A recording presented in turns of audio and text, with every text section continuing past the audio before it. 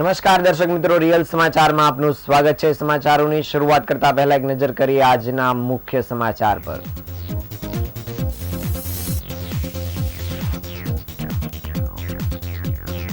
આજથી સુરત સહિત ગુજરાતની તમામ સ્કૂલોમાં શૈક્ષણિક સત્રનો પ્રારંભ।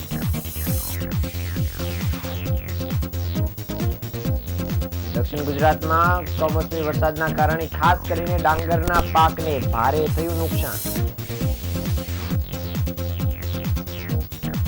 સચિન જેડી વિસ્તારમાં ભેંસોની ચોરી કરનાર 3 આરોપીઓની ધરપકડ।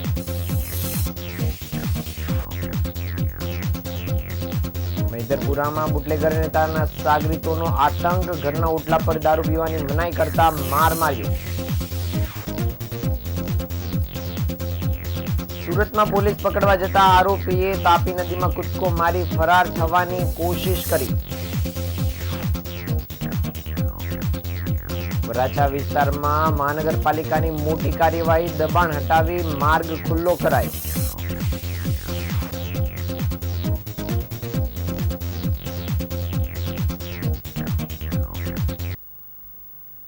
સમાચાર વિગતે જોઈએ। લાંબા ઉનાળુ વેકેશન બાદ આજથી વિદ્યાર્થીઓનું શૈક્ષણિક સત્ર શરૂ થયું છે।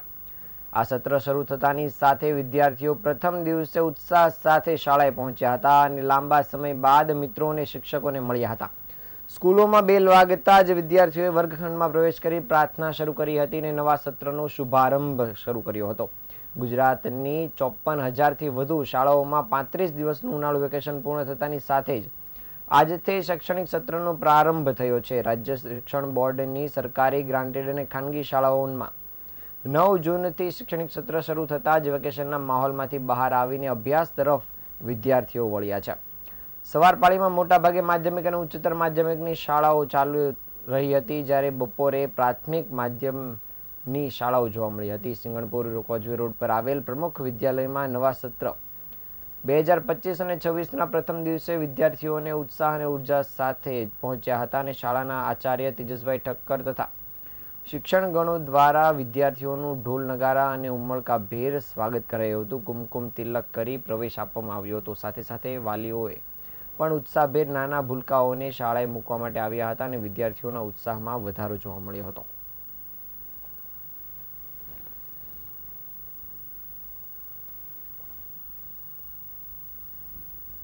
દક્ષિણ ગુજરાતમાં આવેલા કમોસમી વરસાદના કારણે ખાસ કરીને ડાંગરના પાકને ભારે નુકસાન થયું છે। પાકના તબક્કામાં આવેલા ડાંગરના પાકને માવઠાની ભારે અસર પહોંચી છે અને આ નુકસાન થતાં ખેડૂતોને ભારે હાલાકીનો સામનો કરવો પડી રહ્યો છે, જેથી મુખ્યમંત્રીને પત્ર લખીને સહાય કરવાની માંગ કરવામાં આવી છે। આ સંદર્ભે ખેડૂત આગેવાન જયેશ પટેલે જણાવ્યું હતું કે રાજ્ય સરકારે કૃષિ આવક બમણી કરવા માટે વિવિધ યોજનાઓ અમલમાં મૂકી છે અને ટેકાના ભાવમાં વૃદ્ધિ પણ કરી છે, છતાં પણ દક્ષિણ ગુજરાતમાં ઉકાઈ ડેમના પાણીને આધારિત આશરે 80,000 એકર વિસ્તારમાં ડાંગર પાકને માવઠાના કારણે મોટા પ્રમાણમાં નુકસાન થયું છે। આ બાબતો પત્રમાં લખવાની સાથે પત્રને મુખ્યમંત્રી ભૂપેન્દ્રભાઈ પટેલને આપવામાં આવ્યો છે, તેમજ એ બાબતે વિશેષ માંગણીઓ પણ કરવામાં આવી છે। હાલ આ માવઠાને કારણે ડાંગરમાં થયેલા નુકસાનથી ખેડૂતો ભારે પરેશાન છે।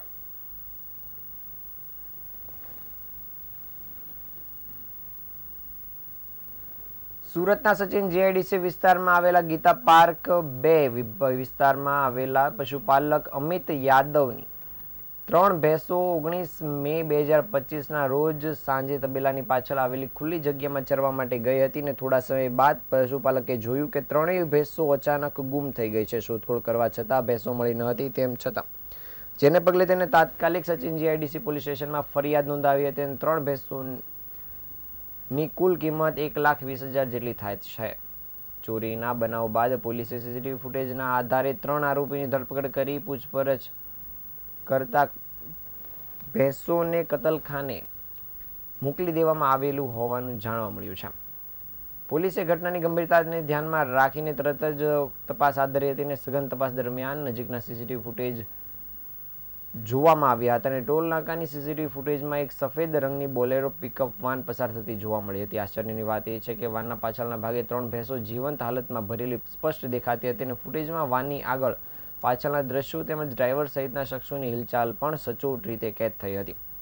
ટોલ નાકાના સીસીટીવી ફૂટેજમાં સમય, દિશા અને વાનના નંબરના આધારે પીએમટી વિભાગ સાથે સંપર્ક કરી વાનના માલિક અને વપરાશકર્તા નામ શોધવામાં આવ્યું હતું, જેના આધારે પોલીસે ગણતરીના કલાકમાં 3 શખ્સો રફીક ઉર્ફે સુપડુ કુરેશી, ઇમરાન કુરેશી અને મોહમ્મદ શેખને પકડી પાડ્યા છે. ત્રણેય આરોપીઓએ ભેંસોને ચોરી કર્યા બાદ કતલખાને મોકલી આપી હતી તે બાબતે પણ કબૂલાત કરી છે. સમગ્ર ઘટનાને ખૂબ આયોજનપૂર્વક અને પૂર્વ નિયોજિત રીતે અંજામ આપ્યો હોવાનું પણ સામે આવ્યું છે અને પોલીસે આરોપીઓ પાસેથી 3 લાખની કિંમતની વાહન પણ જપ્ત કરી છે. હાલ પોલીસે આ આરોપીઓને લઈને આગળની કામગીરી શરૂ કરી છે.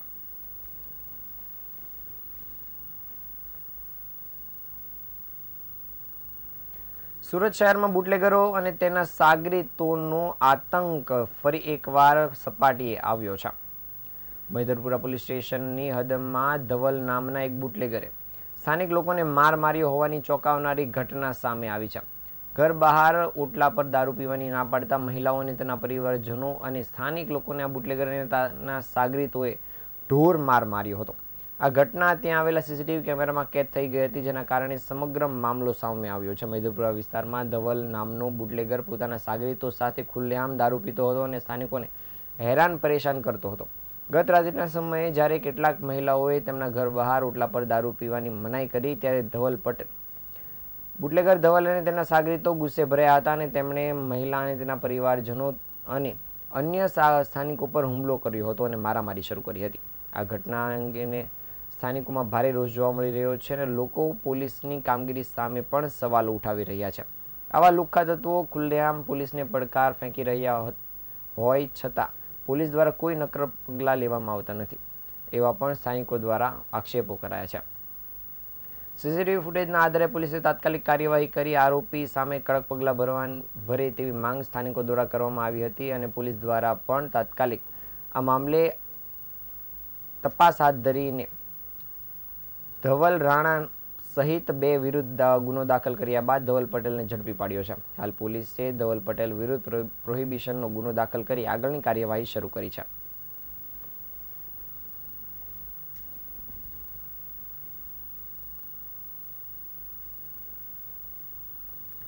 સુરત શહેરના અમરોલી પોલીસ સ્ટેશનમાં નોંધાયેલા ઘરફોડ ચોરીના ગુનામાં ભાગી રહેલા એક આરોપીએ પોલીસથી બચવા માટે રાંદેર કોઝવે તાપી નદીમાં કૂદકો માર્યો હતો અને સુરત ક્રાઇમ બ્રાન્ચ દ્વારા 3 કલાકથી વધુ સમય સુધી સર્ચ ઓપરેશન ચલાવાયું હતું. પોલીસે ફાયર વિભાગની મદદ લઈ ડ્રોન સર્વેલન્સના આધારે આરોપીની ધરપકડ કરી છે. ક્રાઇમ બ્રાન્ચે અમરોલી પોલીસ સ્ટેશન હદ વિસ્તારમાં થયેલ ઘરફોડ ચોરીના ગુનામાં ભાગતા ફરતા આરોપી મુકેશ ઉર્ફે લાલુ સરવૈયાને ઝડપી પાડવા માટે વોચ ગોઠવી હતી અને આરોપીને પોલીસને બાતમી મળી હતી કે આરોપી કોઝવે નજીકથી બાઇક લઈ પસાર થવાનું છે અને આરોપી જતો હતો ત્યારે પોલીસ તેને અટકાવવા કોશિશ કરી હતી. આરોપી લાલુ ઝડપથી બાઇક રોડ પર મૂકી પોલીસથી બચવા માટે તાપી નદીના પાળા પર દોડવા લાગ્યો હતો અને પોલીસને ચકમો આપી નદીમાં કૂદી ગયો હતો. તરત જ પાણીમાં તરતો જતા નદીના બેટ પર પહોંચ્યો હતો અને ત્યાં ઝાંખર વચ્ચે છુપાઈ ગયો હતો. સુરત ક્રાઇમ બ્રાન્ચે તરત જ ફાયર બ્રિગેડની ટીમ અને ડ્રોન સર્વેલન્સની મદદ લઈ બોટ અને ડ્રોનની મદદથી બેટ પર છુપાયેલા આરોપીને શોધી કાઢ્યો હતો અને આરોપીના 3 કલાકના સતત પ્રયાસ બાદ આરોપી લાલુ મોડી સાંજ સુધી પોલીસના હાથે ઝડપાયો હતો. પોલીસે સઘન મહેનત કરીને જાડી ઝાંખરા વચ્ચે છુપાયેલા આરોપીને શોધી કાઢ્યો હતો. હાલ પોલીસે આ રીઢા આરોપીને લઈને આગળની કામગીરી શરૂ કરી છે.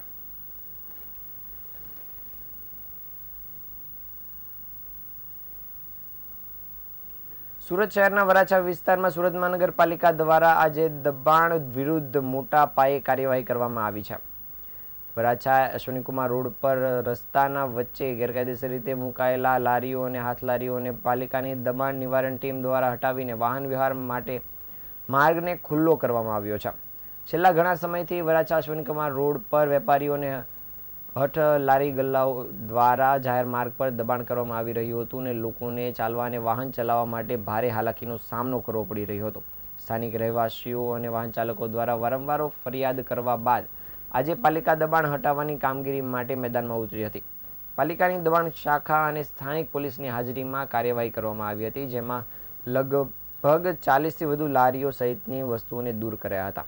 કેટલાક વેપારીઓ દ્વારા વિરોધ પણ નોંધાયો હતો, પણ પાલિકાની ટીમે કડકપણે કાર્યવાહી ચાલુ રાખી હતી. સુરત મનપાના અધિકારીએ જણાવ્યું હતું કે આવા દબાણો જ્યાં ક્યાં હશે ત્યાં કાર્યવાહી કરવામાં આવશે અને જાહેર માર્ગ પર દબાણ કોઈપણ પરિસ્થિતિમાં સહન કરી લેવામાં આવશે નહીં. લોકો નિયમોનું પાલન કરે તે માટે પાલિકા સતત કામ કરતી રહેશે.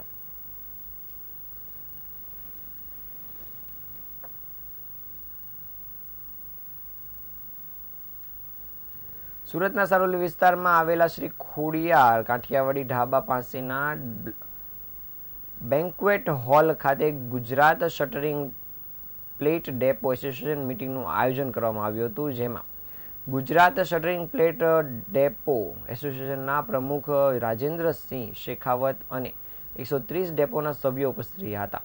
આ એસોસિએશન 2011માં બનાવવામાં આવ્યું હતું અને છેલ્લા 5 વર્ષથી ફરી રિનોવેશન કરી અને અલગ અલગ સ્થળો પર 8 જેટલી મિટિંગો કરી અને તેમાં ડેપો માલિકોને પડતી મુશ્કેલીઓનું સમાધાન અને તેમને પાસે સેન્ટિંગનું કામ કર્યા બાદ પૈસા ન આપતા લોકો સાથે એસોસિએશનના તમામ ડેપો એકત્રિત થઈ અને કાયદેકીય રીતે પેમેન્ટ કઈ રીતે કઢાવવા તેમાં એકબીજાને સહાયરૂપ બને તેવા પ્રયાસો કરી રહ્યું છે.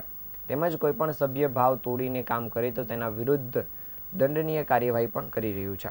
આ તમામ ડેપો દ્વારા સિવિલ કોન્ટ્રાક્ટર, લોકલ કોન્ટ્રાક્ટર અને હાઈરાઇઝ બિલ્ડિંગ, બ્રિજ બનાવવાવાળા તેમજ બંગલો બનાવવાવાળા તમામ એકબીજા હળી મળીને એક સાથે કામ કરે તે હેતુથી આ એસોસિએશન કામ કરી રહ્યું છે. તેમાં લાગતી પ્લેટો અને લોખંડના થાંભલાઓ પૂરા પાડવાનું કામ આ એસોસિએશન દ્વારા કરાઈ રહ્યું છે.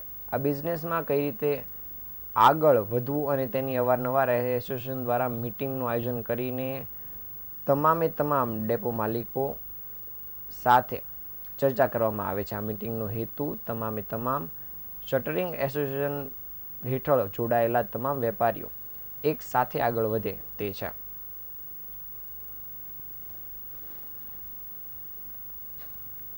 મારું નામ રાજેન્દ્ર શેખાવત છે. ગુજરાત શટરિંગ ડેપો એસોસિએશનનો પ્રમુખ છું અને બાકી બધા અમારા કમિટી મેમ્બર છે. આજે અમે આ 5મું વર્ષ અમારી એસોસિએશનને રિન્યુએશન થઈ નથી રહ્યું છે. આમ તો જૂની છે, અમારી 2011થી અમારા વડીલો ચલાવતા જ આવ્યા છે અને આ અમારી 8મી મિટિંગ છે, 8મું અમારું આયોજન છે. અને અમે આજ સુધીની અંદર આ 4 થી 5 વર્ષમાં અમે બધા જે વેપારીઓ છે બધા ઘણા સાથે જોડાયા છે અને બિઝનેસને અમારા શટરિંગ પ્લેટ ડેપોના બિઝનેસને કેમ આગળ વધારવાનું અને કેવી રીતનું ચલાવવાનું એના વિશે આ મિટિંગ છે. સુરતમાં ઉત્તરાયણ પોલીસ ફરી વિવાદમાં આવી છે. સુરતમાં મોટા વરાછા વિસ્તારમાં મંત્ર ડ્રીમ હોમ્સમાં દૂધવાળાએ વોચમેન સાથે મારામારી કરી હતી અને સિક્યુરિટી ગાર્ડ બાઇક બહાર મૂકવાનું કહેતા દૂધવાળાએ ગાર્ડને માર માર્યો હતો. આ બાબતે સોસાયટીના લોકોએ ઉત્તરાયણ પોલીસ સ્ટેશનમાં અરજી કરવા ગયા હતા અને મોટી સંખ્યામાં લોકો પોલીસ સ્ટેશન ગયા છતાં પોલીસે ફરિયાદ નોંધી ન હતી. ભોગ બનનાર અથવા તો સિક્યુરિટી ગાર્ડ જે કંપનીમાં છે તે એજન્સી ફરિયાદ કરે તો ફરિયાદ નોંધાશે તેવો જવાબ લોકોને આપી દેવાયો હતો. શું સોસાયટીના હોદ્દેદારોને સોસાયટીમાં આવી ઘટના બને તો ફરિયાદ કરવાનો હક નથી, તેને લઈને પણ સવાલો ઊભા થયા છે.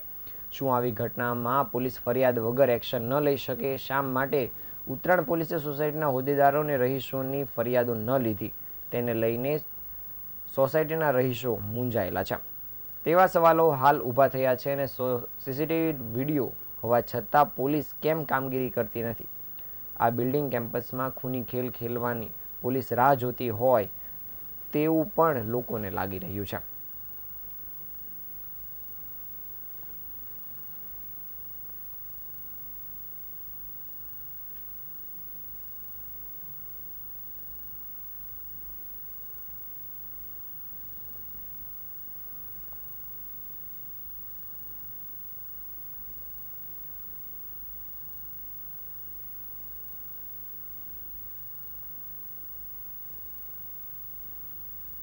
સુરતમાં કાયદા વ્યવસ્થાની સ્થિતિને પડકારતા માથાભારે ઇસમોની શાન ઠેકાણે લાવવા માટે પોલીસ દ્વારા જાહેરમાં વરઘોડા યોજવામાં આવે છે.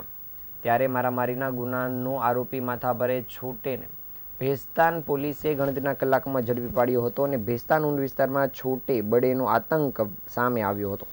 ભેસ્તાન પોલીસ સ્ટેશન હદ વિસ્તારમાં માથાભારે શખ્સ છોટેનું રિકન્સ્ટ્રક્શન કરાયું હતું અને લોકોમાં છોટેનો ભય ઓછો થાય અને વિસ્તારમાં ગુનેગારોને ડામવા માટે વિસ્તારમાં છૂટે લઈ જઈ પંચનામું સહિત રિકન્સ્ટ્રક્શન કરાયું હતું. બેસ્તાન પોલીસ ઇન્સ્પેક્ટર સાથે બેસ્તાન પોલીસ કાફલા સાથે આરોપી છોટેને વિસ્તારમાં લઈ જઈ હાથ જોડી લોકો પાસે માફી પણ મંગાવવામાં આવી હતી. ગંભીર ગુનાઓના આરોપીને ભેસ્તાન પોલીસે ગણતરીના કલાકોમાં ઝડપી પાડી લોકો પર આચરાતા ત્રાસને દૂર કરાયો હતો.